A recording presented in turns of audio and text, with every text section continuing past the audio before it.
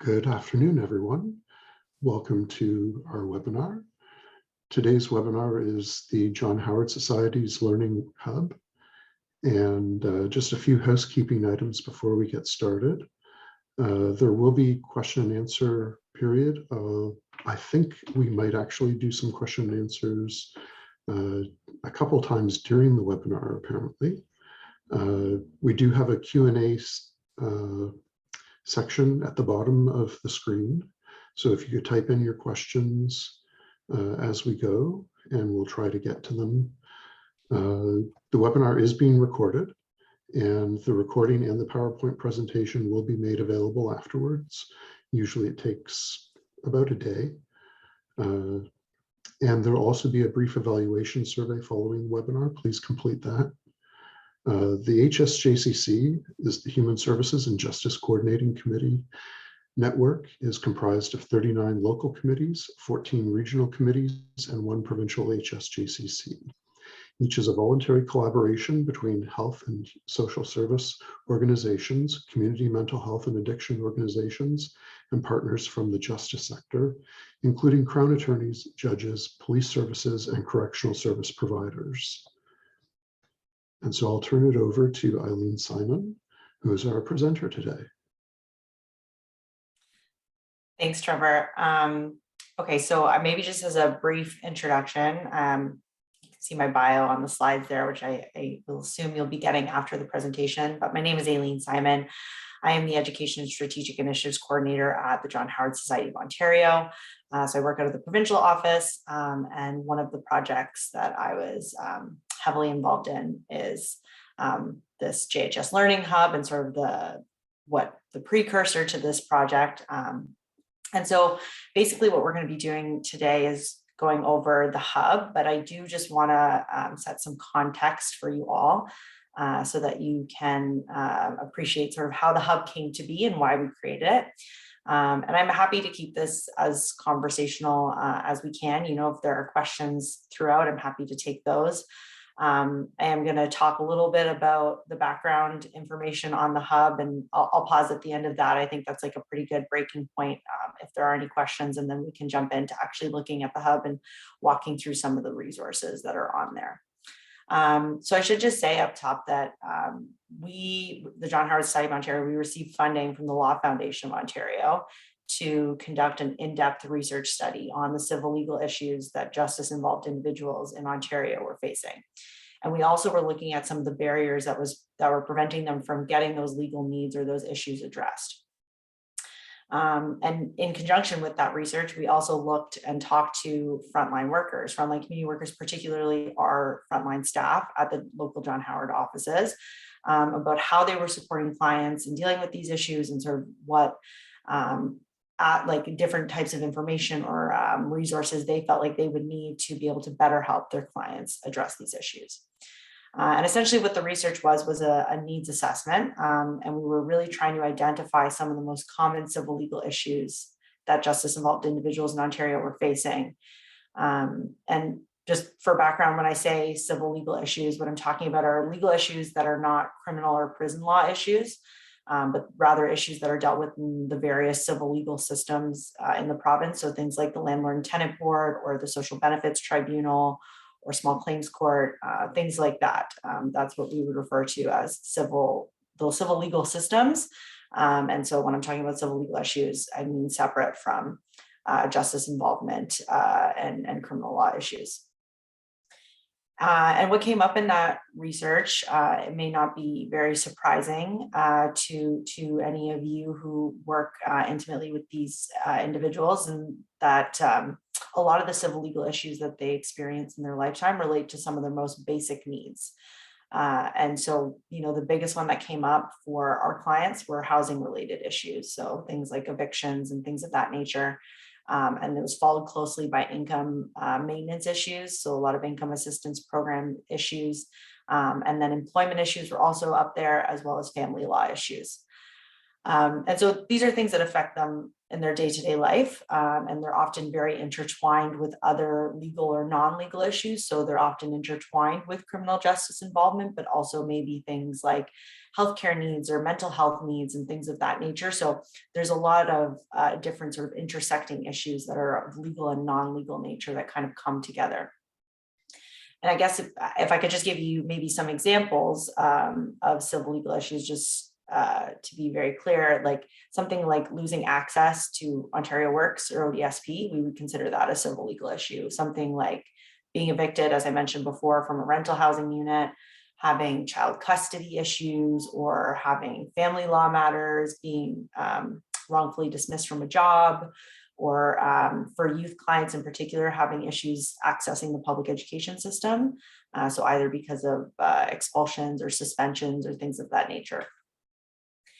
And what came up in the research was that when these issues are left unaddressed, it can actually lead to further marginalization, it can contribute to poor socioeconomic conditions, and it can also increase the likelihood of recidivism, and can cause further legal problems. Because oftentimes what happens with the civil legal issues that justice-involved individuals are experiencing, that they are multiple, overlapping, and compounding.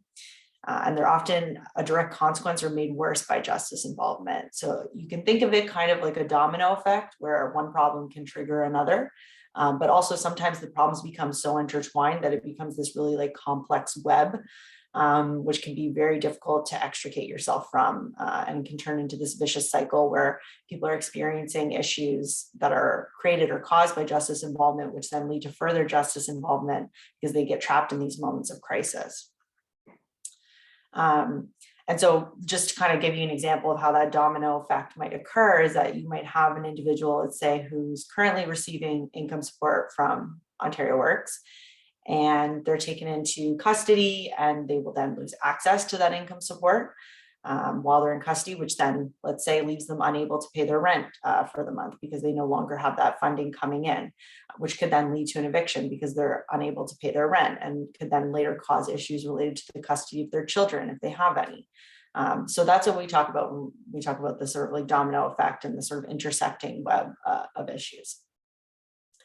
And when you contrast this with how the general public experiences civil legal issues, it's very different. So with the general public, they're often experiencing these things as like a one-off issue. And if they are experiencing multiple issues, they're often not related. So things like a real estate transaction or a divorce or something like that, they'll periodically have these interactions with the civil legal system, but it won't be in the sort of like complex intersecting nature the way justice involved individuals will experience it.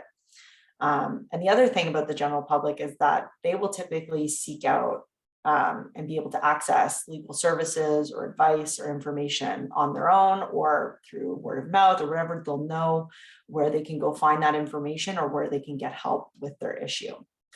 But justice involved individuals, on the other hand, are actually very hesitant to seek out legal services or advice. And this is something that came up in our research. And it was one of the biggest challenges that justice involved individuals face when it comes to addressing these issues is actually that they're unable to recognize when they're experiencing a civil legal issue. They don't appreciate that it is a legal issue and that it may have a legal remedy because they just view these things as inevitable, accepted parts of their life. And another big challenge that they have is even when they are recognizing that these issues are civil legal issues, they're actually viewing them as less serious or something that can't be dealt with or something that can't be addressed. So unlike the general public who will recognize that issue and then go seek help for it, justice involved individuals aren't doing that.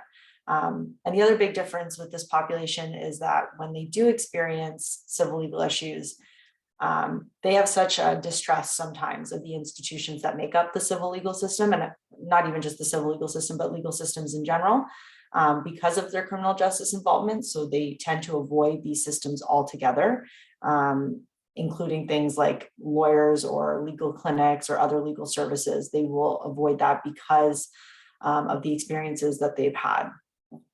And so that sounds like a lot of, sort of disappointing information, but one of the really great things that has come out of our research was that frontline staff, including our staff at John Howard, have sort of step into this role of becoming and acting as a trusted intermediary.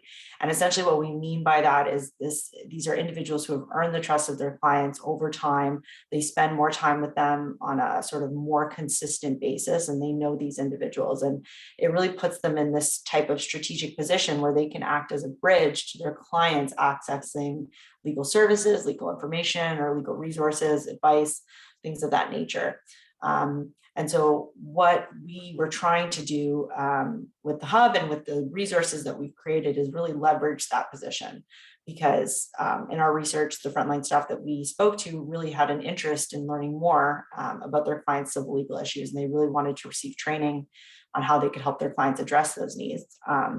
But unfortunately, something that came up in our research was that the tools and information that exist for frontline staff working with justice-involved individuals in particular don't really exist. They don't really exist in Ontario. And so that's not to say that there's not like great legal information and resources out there available online, and we certainly refer to those resources through the hub.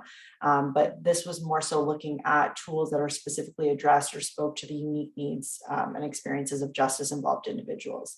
And those didn't really exist. So that's what our project focused on, and that's how the hub came to be.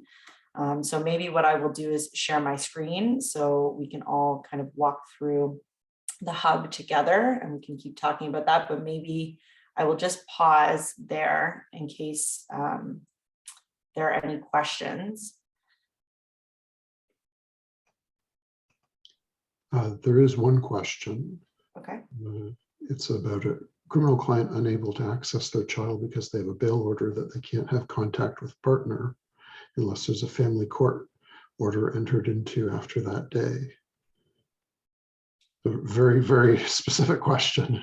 Yeah, no, that's a great question. So basically what the hub was designed to do was to provide the resources, not for John Howard to help with that, but to be able to have that quality referral to either the lawyer, the legal information, the legal advice, the resources that would help address that question. And so I want to sort of make that part clear. And like, as we were building the hub, we're not trying to create a bunch of new lawyers. We're not trying to make frontline staff sort of take on that role. They're way too busy anyway. And so I think the emphasis is really on trying to help frontline staff better be able to spot and triage those issues. So being able to recognize that that's an issue that they might be able to get help with, and then be able to make that referral to legal information, advice, resources. And we sort of centralized and curated those resources on the hub so that they're the specific ones ideally that individuals would be wanting to look for. So issues that come up frequently for justice involved individuals. And that's basically what the hub is. It's just meant to better equip staff to help them support their clients who are dealing with those issues, not necessarily be the ones giving that specific advice or information. If that answers the question. Yes, they thanked you. Perfect. Okay, so as you can all see, hopefully on my screen, this is the JHS Learning Hub. This is our website, the platform for online training. And basically what we've done here is just brought together a bunch of different types of resources that are ideally easily accessible and easily digestible and easy to use on a day-to-day basis. And really sort of try and emphasize the learner experience. So there are different sort of they're like more visual assets and more sort of assets that you can read or keep off the side of your desk. We try to create different types of tools and resources for different types of learners.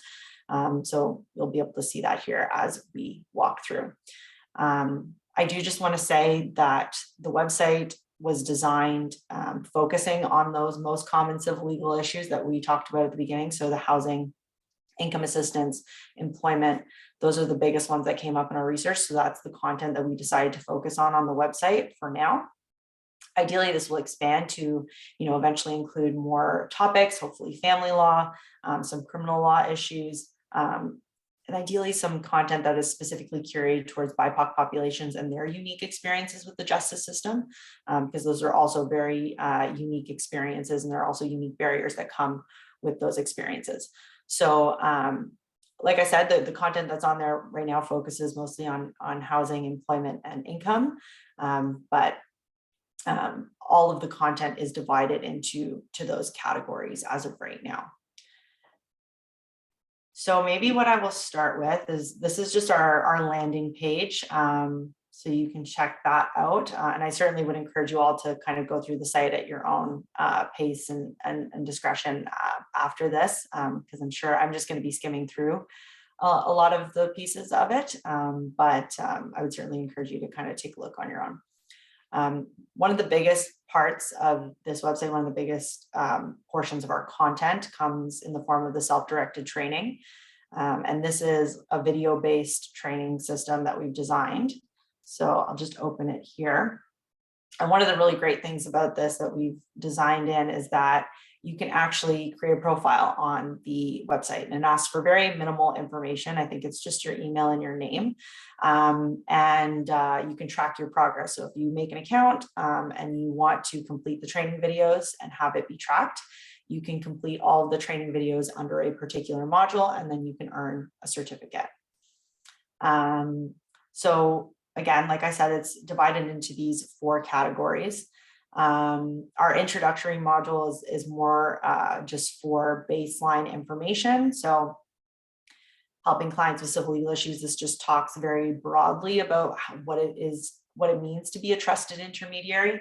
And then we have a module on Legal Aid Ontario, because obviously that is a huge piece to this puzzle. A lot of clients have crossover with legal aid services. So it's sort of a primer on how legal aid works and what the different types of services are that are available to clients.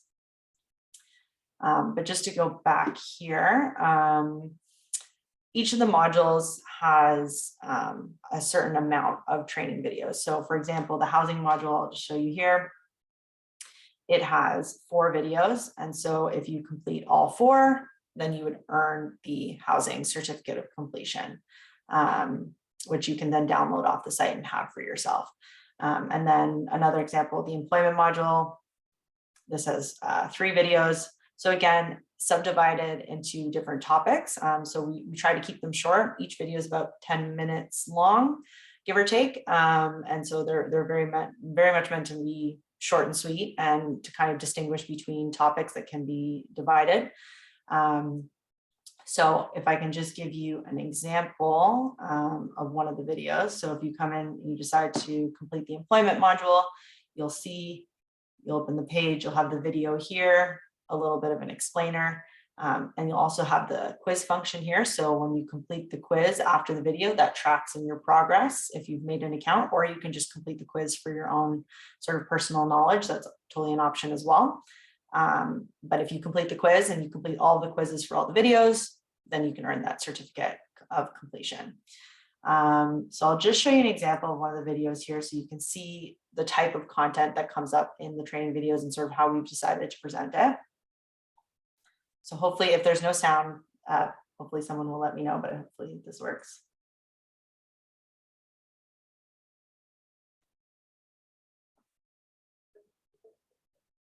Hi, and welcome to the first video in the employment module.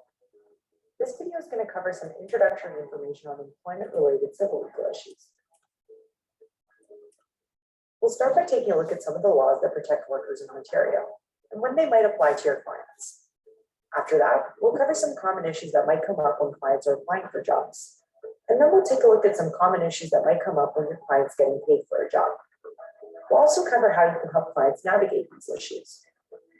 But let's start by taking a look at some of the laws that protect workers in Ontario. Most workers in Ontario will be protected by the Employment Standards Act. This act sets certain standards and creates some guarantees for employees, including things like the number of hours they can work, the minimum wage they can be paid, and the time off that they can take. But the act doesn't apply in all cases, and some people won't be protected by it.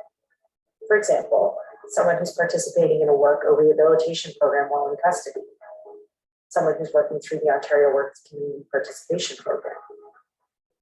a youth who's working as part of a sentence or court order, someone working in a federal workplace like an airport or a First Nations band council, and someone who's self-employed or an independent contractor.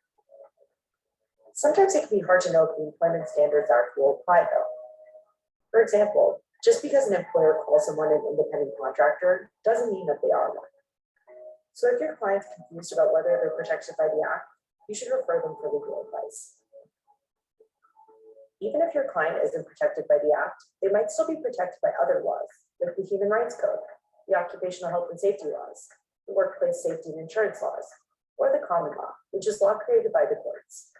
So just because your client isn't protected by the Employment Standards Act doesn't mean they won't have access to other legal protections. This is why having a client get legal advice is so important.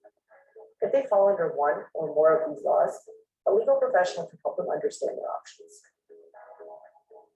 Now that we've covered that legal framework, let's take a look at some common issues that might come up when someone's applying for a job.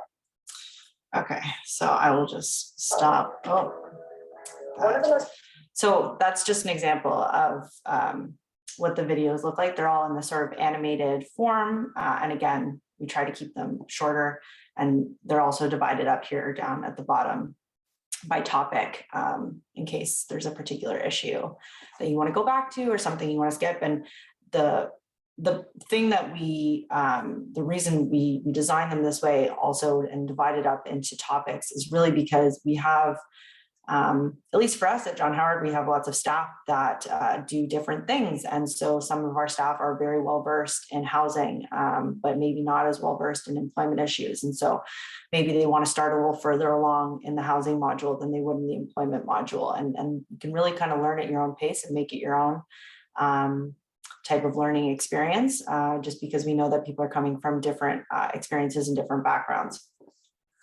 So that is basically what the training videos look like. If there are no specific questions about the training videos, I will skip to the resources.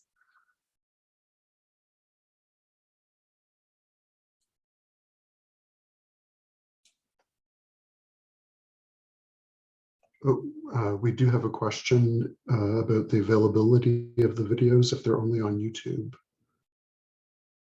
So they're uploaded onto YouTube, and then I think they're unlisted, so they're just on the site as of right now. Okay, I think the reason, I'm not sure, I don't want to put words in the mouth of the person asking the question, but I know that some people, because of where they work, may not be able to access YouTube because that's considered not a professional kind of site to access from work. Got it. Yeah. For instance, the HSJCC uses Vimeo. Unfortunately, there is a small cost to that, but that can be accessed from work sites usually. Okay, good to know. Just something for you to consider at John Howard. Yeah, no, that's great. That's good to know. I wasn't aware that YouTube had those kinds of permission restrictions. Well, no, it's not a YouTube issue. It's a employer issue. Yeah. Some employers consider YouTube to be a time waster. Yeah, no, that's good to know. I will keep that in mind. But yeah, as of right now, they're only on YouTube, and then they're just linked into the page for right now. Okay, if there's nothing else, I will skip to the resources. So just go back to the landing page. Of course, like you can use the menu up here to navigate as well. All of these work up here to connect you to the different places, but just to take us back to the landing page, the resources are the other main piece to this. And these are sort of handout resources that we imagine people could keep at the side of their desk. And they're just overviews of very specific topics from the modules. So something like this Legal Aid Ontario services chart, it just explains the different services that might be available to your client. Let me zoom out so you can get a better view. Sort of the four major groups of legal aid services and what they might be able to do to help your client. So we have resources like that available. And then there's also, let's say for income maintenance, We have an income assistance flow chart. So something like this about which program might be right for your client, whether they should be applying to Ontario Works, whether they should be applying to ODSP, whether they should be applying for emergency assistance. We do have resources like that as well. And again, they're all sort of subdivided into different topics here. So you can see they follow the same sort of format as the rest of the site. So that's kind of the summary on the resources there. If there are no questions about that, I will move on to the referral map.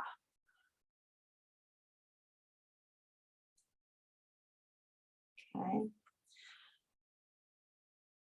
So the referral map was really always meant to help with systems navigation in terms of making quality referrals. So giving staff the information that they need ahead of time to be able to know where they need to send their client.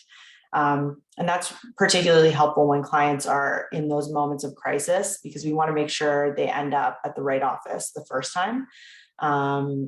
So that we don't miss that opportunity to get them to that referral, because often what can happen is that there can be a lot of like exhaustion or acceptance of the issue at some point with our clients. And so we really do want to make sure that that first referral is the right place and they can get the assistance that they need wherever they need to go. And essentially what the referral map is it's just a map of community resources that are available within the area. So the way we've mapped it is for each John Howard location for right now.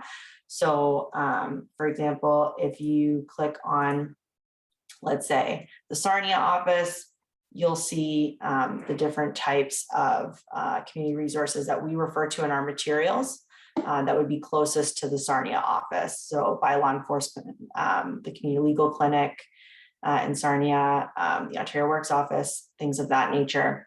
So it's all filtered by John Howard office, but you can also, you'll be able to see it on the map as well. So this is the Sarnia location. Most of the services are all pretty tight together in this case. So you'll be able to see. And if you click on, for example, mental health services, the closest office, you'll be able to find information about what each office can do for your client.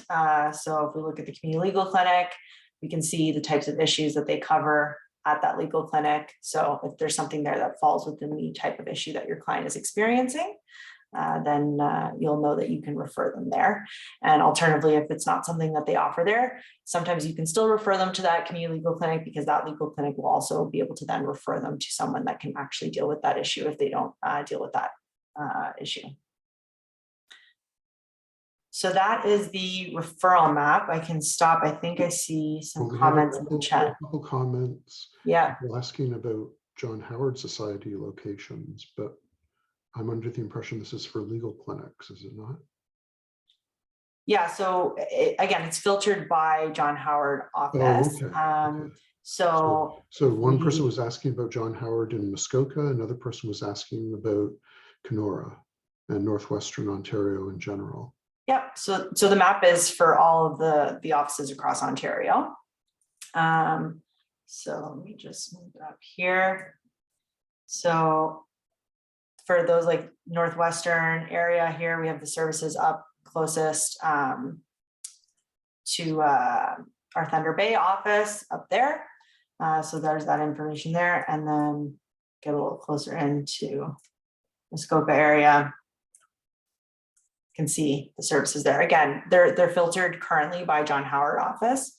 So our 19 local offices, and then ideally, like once we've had a chance to sort of put more features on the map and put more services on the map, we'll be able to build that out for more referrals across the province, because of course, obviously there are services that exist outside of locations where John Howard works. If that answers those questions. I think so. Okay. There's no follow-up questions at least. Awesome. Okay, so the last resource that I wanted to walk through is our interactive FAQ. And this again, is structured very similarly to our training videos and our resource content. So it's divided by topic. Basically what we have here are questions and answers. So common questions that come up and answers to those questions. We've basically divided it into the 4 module topics, but then within each module, you will see there's a subdivision of topics. So when it comes to housing, we have information on evictions and tenant rights. So if it's something that has to do with an eviction, then you would come in, you could see the different topics that we've subdivided into. And then once you open a particular topic, you'll see the different types of questions that might come up, and you'll have answers to those questions, and you'll be able to filter by question. And we see this more as like a day-to-day use. If you don't have time to go through a training video again, sit through a 10-minute training video, you thought you might have heard something in a training video when you originally completed it, but you don't want to go back or you can't remember, but it was part of the housing module, or it was part of tenant rights, you'll be able to come back in and you'll be able to click on these types of questions and you'll get actual written form responses as opposed to having to go back and listen to the video. And the other great thing about this that we've tried to do is, of course, we understand that getting legal information or getting legal advice isn't always possible for every client. There are different barriers that exist there to them actually being able to get and retain that legal advice and getting that legal information and resources. So what we've also tried to do is provide actionable steps to frontline staff on what they can actually do to help their clients if legal information and legal advice isn't available to that particular client. So different questions that you can ask, different types of evidence that you can help them gather to bring with them, for example, to an eviction hearing. You can help them organize their documents. And then again, also talking about referring to a legal clinic or something like the Tenant Duty Council, with all of the information hyperlinked here for signing up and getting access to that information. We've also tried to include other helpful resources. So Steps to Justice is a really great legal information website. If you aren't familiar, I'm sure most of you are. And so they already have a lot of really great content, and we were never trying to replicate any of that. So we've included it here, and it's all, we received permission from them to put that into the website. So there's also additional information to refer to for you or for your client, depending on who wants the information. So I do have a couple example walkthroughs that we can do using the interactive FAQ just to show you how it works. But if anyone has any sort of like examples or issues that they can think of, maybe from their experiences that we can use as an example and walk through the hub, and I can show you where that information might be found. I thought that might be a good way to sort of really test out the features on the site. So maybe I'll give you guys a couple minutes just to think about those kinds of examples or ideas of things that might be on here that we can look through and see what the information is. But I also have some examples myself that we can walk through in case we're short on ideas. I do see that there's some comments though and questions, so maybe I'll just stop briefly. We do have a follow-up about the locations. Someone was asking again about Muskoka. The nearest office is actually in Orillia, and they were wondering if people can refer from Muskoka to Orillia.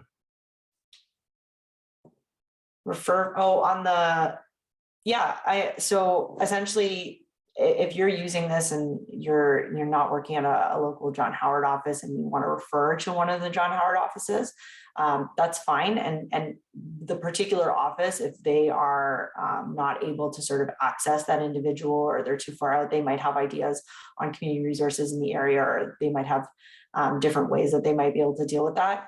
So I think it is very local office dependent, and they would have the best information and resources to sort of address that question in terms of where to refer a client. So certainly like make the call, make the connection, and they would be in the best position to sort of answer that.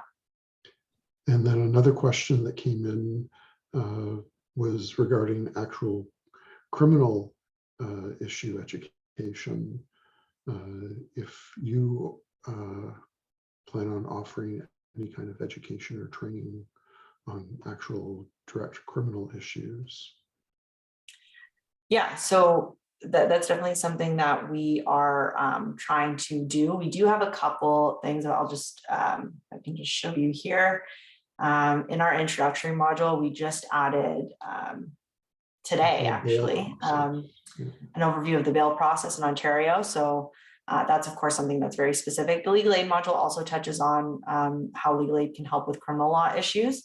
But right now, the site was very focused on civil legal issues because those were the ones that were being very much sort of left unaddressed and kind of falling to the wayside, particularly because when individuals are engaged by the criminal legal system, they have no choice to participate. Whereas with the civil legal system, it's your choice to participate. Oftentimes you have to take steps to fix the problem yourself. No one's going to sort of have that contact with you.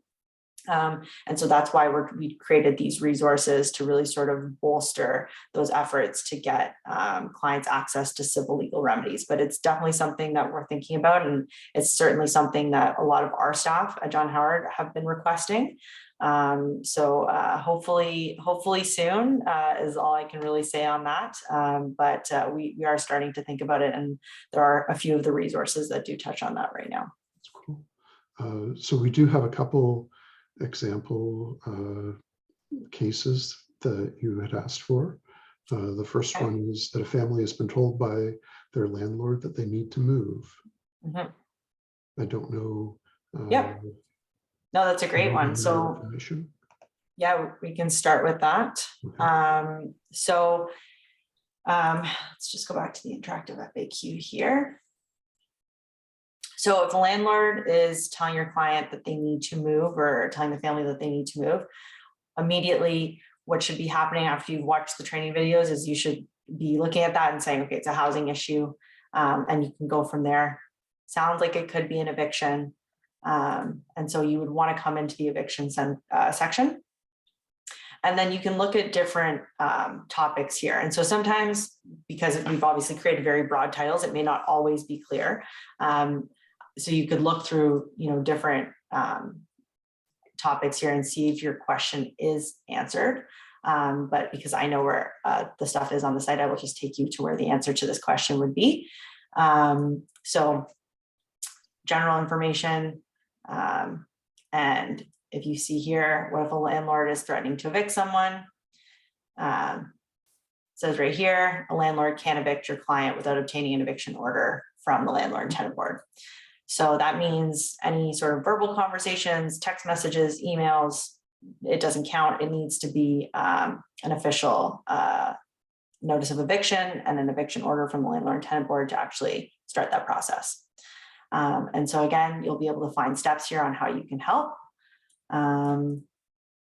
questions that you can ask, and then figuring out if they're at a risk of eviction and what that looks like, if they want to move. Because in some cases, a client may tell you that a landlord's threatening to evict them or has told them that they need to move out, and your client's fine moving out. And so what they need is more housing supports and things like that. But if they do want to stay, there are steps here that can be taken for you to be able to help your client. So hopefully that answers that question. Okay. Another one is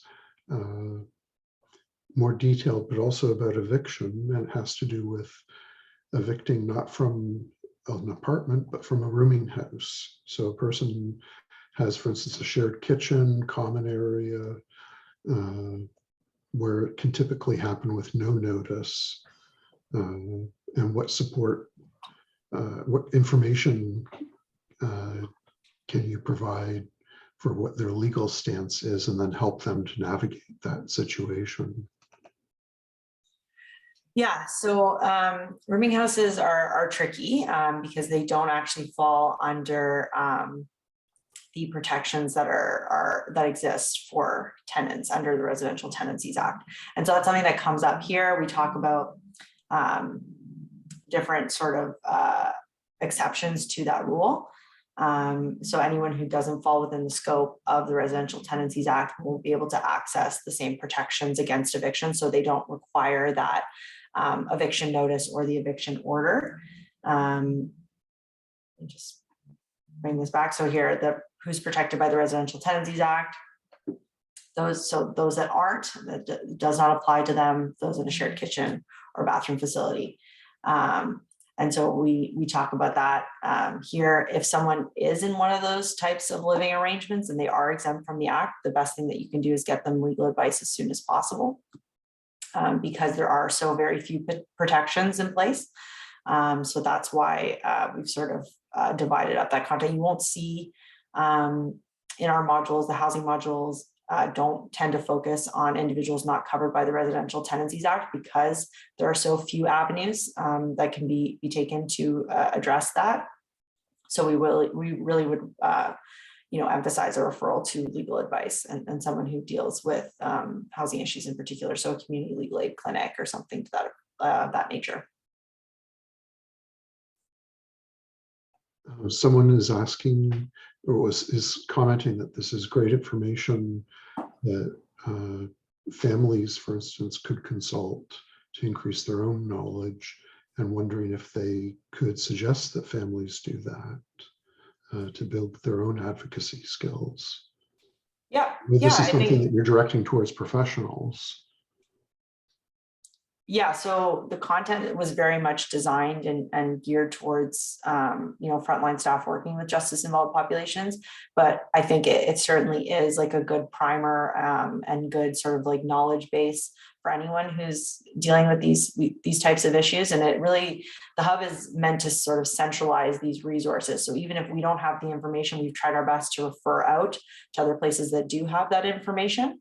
So yeah, I think it definitely has multi-use, and I can imagine it being used by lots of different community workers or family members or friends that sort of have tangential relationships with justice involvement. Maybe that's not the main focus of, so for example, like a housing support worker or something, maybe their main focus is not on the justice involvement piece, or a shelter worker, not necessarily focusing on the justice involvement piece, but there's that tangential involvement. And so I think those resources would be equally as helpful in those cases.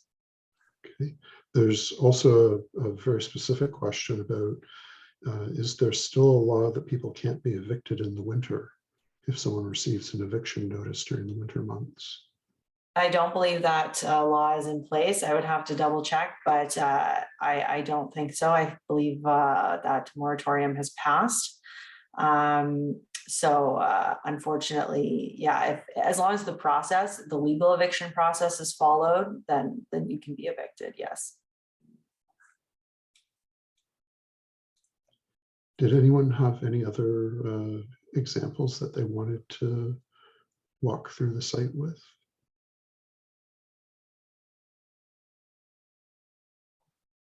I have a couple of my own if there are no other ones, or we just want some extra ideas. So one of the biggest ones that came up for us in our research was a client who was receiving Ontario Works or ODSP, and they were then taken into custody and therefore lost their housing because they couldn't pay their rent. And so that's one of those examples where there's a couple different civil legal issues happening at the same time. And so if you go into the interactive FAQ and open it up here, we can see in our income maintenance section. So let's say, for example, the client that you were working with was on Ontario Works as opposed to Ontario Disability. The rules are pretty similar, but just for the sake of the example, we'll say it was Ontario Works. And so you'll come in here and you'll have the different topics kind of laid out. In this case, we're talking about someone who was on Ontario Works and has gone into custody. And so the justice involvement subtopic is where you'd want to take a look. And so when you open that, the first question is, what if someone's in custody? So it gives you a general rule of how Ontario works if someone's in custody, if and how they get money. Some exceptions to that rule, because there are exceptions. So these are always good to check if you have a client who falls under one of these exceptions. It may be good to sort of flag that to them and say that they call their Ontario Works worker in case they're not receiving funding and you think they might actually be able to receive that money. So there are some exceptions there, as well as steps on how you can help. And we do try to sort of take into account the intersecting nature of issues when we provide steps. So having these warnings for your client if they are going to lose out on money and they may be evicted. So trying to preempt that ahead of time. And ideally they can have a conversation with their landlord or try and find money from a rent bank program or something like that to try to avoid the eviction if they know ahead of time that they're going to be losing that money. So again, we just, to avoid further civil legal issues, we talk about that here and how you can help them, as well as things like child support payments or spousal support payments, things like that, if they're going to be late paying those because they're no longer able to access their Ontario Works, just things that you can flag for your client. Or how they can apply for Ontario Works too while they're in custody. If they're newly applying, there's information on that there, as well as further information that you can follow up on steps to justice if needed.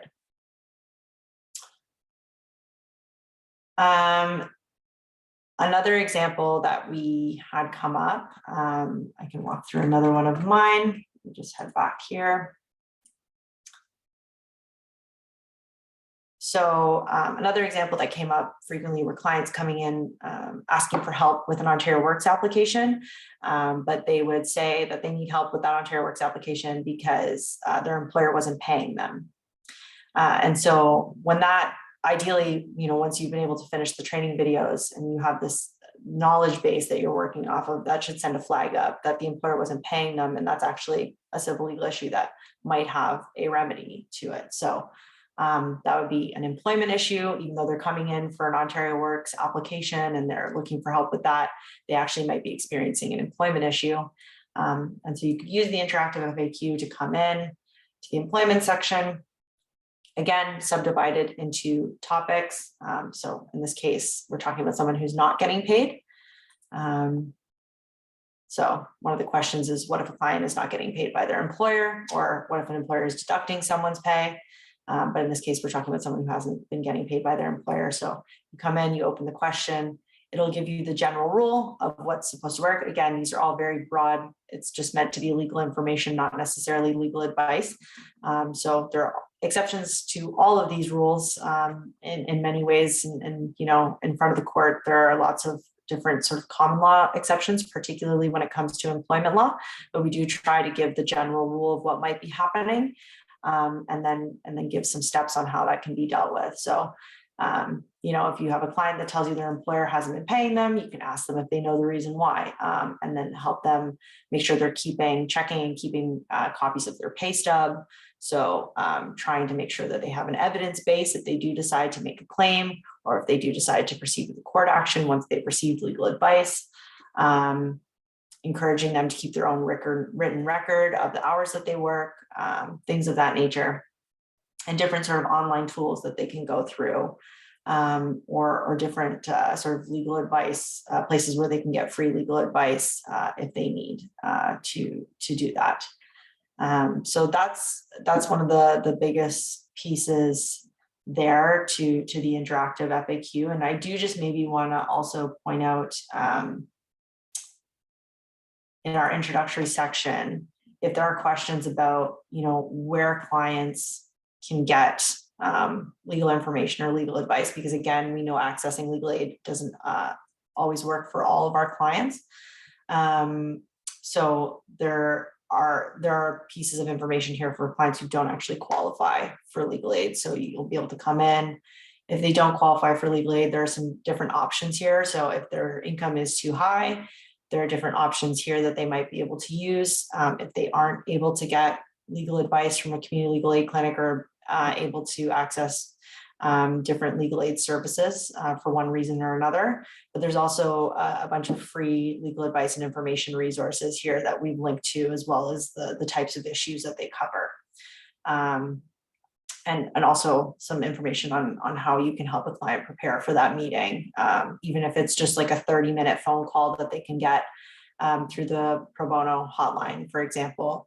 It's helpful because you only have 30 minutes. If helping your client prepare for those 30 minutes and making sure they have the information available ahead of time that that lawyer might be asking them for. And that way you can make the most effective use of their time. So that's pretty much it. That's sort of all I have on the hub. I mean, if there are any other questions or anything like that, I'm happy to take them, or comments or thoughts, or even suggestions on content pieces. I know the criminal law issue is something that came up already, but if there are sort of suggestions on different topics that you'd like to see on the hub, I'm always interested to hear about it. Like I said, we're at the provincial office, so we're very much not doing the client services work and that frontline work that so many of our local offices do. And so it's great to hear those kind of on the ground perspectives and types of resources that you would like to see on here, so that we can ideally start building them out.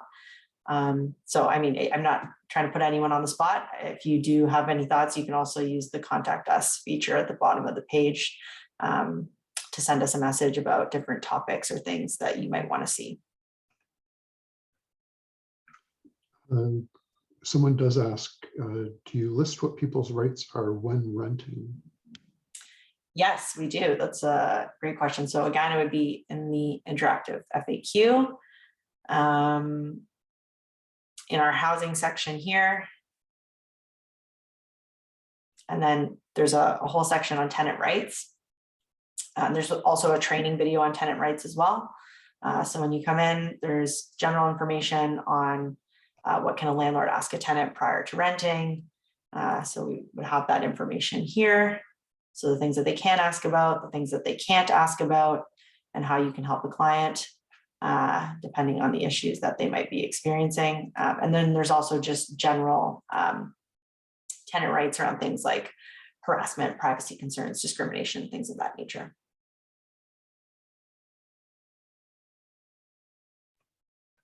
And along the same lines as the criminal law suggestion, it might be helpful to include information on probation and parole. Yeah, that's a great suggestion. I should start writing these down actually while we're here. Yeah, I think one of the reasons why there's a lot of interest in the criminal law aspect may be the fact that it's become much more difficult is twofold. One, it's become much more difficult for people to qualify for legal aid assistance. And at the same time, partly due to COVID, more and more people are finding themselves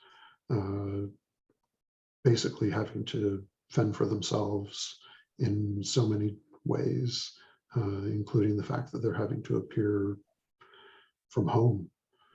So, even if there were some kind of, duty counsel available, well, they're obviously not there in their house. So, just being able to help your clients with any kind of advice that you can give them for actual criminal law, I think is something that I'm sure a lot of frontline workers would love to be able to point people in the right direction with a lot of these kind of issues criminally as well. Just the last few years, there have been so many changes to things, both with legal aid and the overall justice system. Yeah, no, and I think that that's definitely something that we do think about. I think a lot of this project focused on those collateral consequences of justice involvement because it was such a sort of untouched area, but the criminal law issues are obviously very intertwined here. And as I said, it kind of turns into this like complex web of issues, and those are very much interrelated with non-legal issues as well. But these sort of links here to information and advice also include information for people who are looking for information about criminal legal services. So, sorry, I actually went to the wrong question. So yeah, if your client has been charged with a crime, or if they're dealing with a family law issue, where they can actually get help and sort of the different services and how like the legal aid sort of threshold amounts for services and the changing information there. Yeah, so there are some resources here that deal with criminal legal issues. They're sort of like tangential to the civil legal issue though, but it is something that we're thinking about, and it's certainly something that we want to build out. And then as long as you're building out, someone is suggesting young offenders and diversion. as well. So those are even more avenues to potentially go down. Yeah, for sure. I think like with youth in particular, there's a lot of really specific experiences and issues that come up. And it is something that we've also sort of had in the back of our mind. We've been looking at the education system, but also youth homelessness. So definitely things that we've been keeping in mind for further content. Yeah. And then there's a comment, speaking of homelessness, that of course, one issue that I know keeps coming up is the people who are dealing with homelessness and of course have to appear in court through Zoom or by phone, don't actually have the technology to do that, let alone to access resources like this themselves. And so certainly do rely a lot on advice that they can get from workers who are, in many cases, to use your word, tangentially involved. And so, you know, you've sort of opened a can of worms for yourselves at John Howard, because I think that you've shown that this has a lot of potential already. And I think that you've shown that there's a lot of interest in expanding it greatly. No, that's great. There's a lot of interest on our end to keep expanding it. So I'm happy to take the suggestions and the comments. Yeah, and I mean, if there are any other thoughts after this that come up, like I said, that contact form on the website, or if anyone wants to email me, that's fine too. I think, you know, ideally this only grows and continues to stay updated, and more resources get to be put onto the hub. Right. One example they give, for instance, for young offenders, the person who mentioned that was that if your child is charged, how can parents help? I mean, that's just a starting point.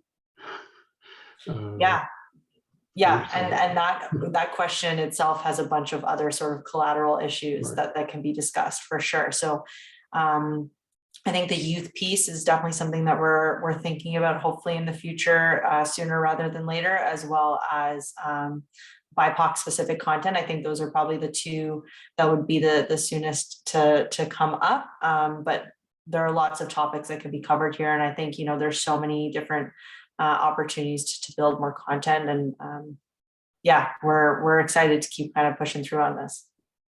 Well, I know that, you know, certainly you've created a lot of interest in this, not only for what you've got already, but for the potential for a lot more. And I really do appreciate your presentation and the work that has gone into this site from John Howard. And so I do appreciate the time that you've spent doing this webinar for us. I was happy to do it. Thank you so much for inviting me. And so thank you to everyone for attending. Oh, there is somebody asking if there are fees involved in using this site. No, it's all free. It's all the only thing that is maybe the difference is there's that login feature, but everything's free. So if you choose to log in, it's still free. Or if you don't choose to log in, it's all the content's free. No one has access to anything different other than the people who log in. They will have access to those certificates of completion if you want them. So that's it. Okay, great. Well, thank you, everyone. And again, this will be posted on our HSJCC website shortly. So thank you very much, everyone.